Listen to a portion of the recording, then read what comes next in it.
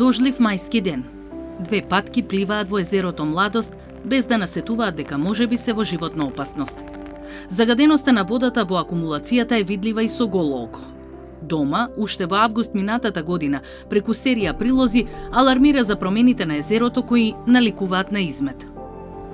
Ниту сезонските снегови не успеа да го разложат, а ниту пролетниот дожд не може да го сокрие она што во Младост го оставаат луѓето. Владата донесе одлука со која јавното претпријатие за водостопанство Лисиче е задолжено за управување на браната од Овице и езерото Младост. Со Антоанета Стојанова се сретнавме втор пат за неколку месеци.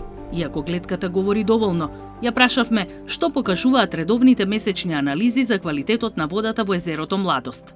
Акумулацијата се наоѓа во една висока утросна состојба, збогатена со висок, што значи присуство на големи концентрации на органски и неоргански материи, кои што за жал како ефект, крајен ефект го имаат појавувањето на овие наслаги, што сте ги забележали и вие на доаѓањето по патот наваму, присутни и во средишниот и во крайбрежниот дел на акумулацијата, меѓутоа и во вид на суви наслаги на крајниот литорален дел во акумулацијата.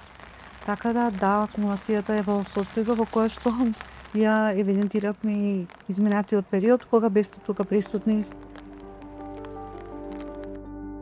Поминатите стории во кои баравме одговори од општинските власти и од инспекторските служби, кон крајот на минатата година, Советот на општина Велес покренал иницијатива за формирање комисија, чија главна цел би била следење на состојбата во акумулацијата Младост.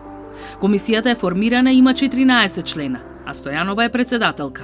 Освен неа, членови во таа комисија се представници од владата, вице-премиерот Љупчо Димовски, представник од Министерството за животна средина, представници од јавно-комунално претпријатие, представници од општинските инспекторски служби, Државниот санитарен и здравствен инспекторат и координаторите на советничките групи од политичките партии. Ова работно тело досега остварило 2 средби. На првата не присуствувале сите членови, но на втората од 16 мај присуствувале сите, дури и градоначалникот на Велес. Комисијата донела заклучоци, а тие се всушност препораките на Хидробиолошкиот завод од Охрид, кој со фрапантните податоци во извештајот за квалитетот на водата во Младост ги испрати уште во јули лани. Државата изгуби безмалку цела година во бирократија и меѓусебни одобрувања за да донесе одлука да почне да работи. Стојанова вели, почнуваме со реализација на заклучоците. Утврдувањето на состојбата на колекторскиот систем, приклучување на стане приклучени корисници, кои што веќе е во тек изминатите месеци активно се спроведуваше од страна на службите на јавното комунално претпријатие.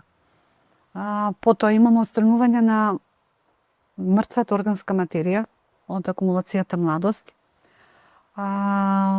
од површината на акумулацијата, крајбрежниот дел. Мртвата дрвна маса, изумрени дрва, кои што се наоѓаат во крајниот северен дел и се потопени во водата. Доведувањето значи на свежа вода, кое што како долгорочно решение секако дека е изведбата на поврзувачкиот цевколот помеѓу двете акумулации, со кој што би се обезбедил континуиран доток на свежа вода и би се обезбедила аерираност на акумулацијата во игра, во смисла на довод на свежа вода и скоп на бушотини, за кои што се разгледува како решение локацијски, хидробиолошки, од повеќе аспекти, значи како би било најповолно да се изведе. За исполнување на задачите ќе се вклучи и владата, и Министерството за животна средина, и Министерството за земјоделство. Парите се веќе обезбедени. Владата на седница одлучила да префарли 6 милиони денари, а 4 милиони ќе бидат обезбедени преку програмата за води. Со вкупно 10 милиони денари, Стојанова е оптимист дека ќе се реализира најголемиот број од задачите, а Младост ќе почне да се ослободува од сето она што го задушува.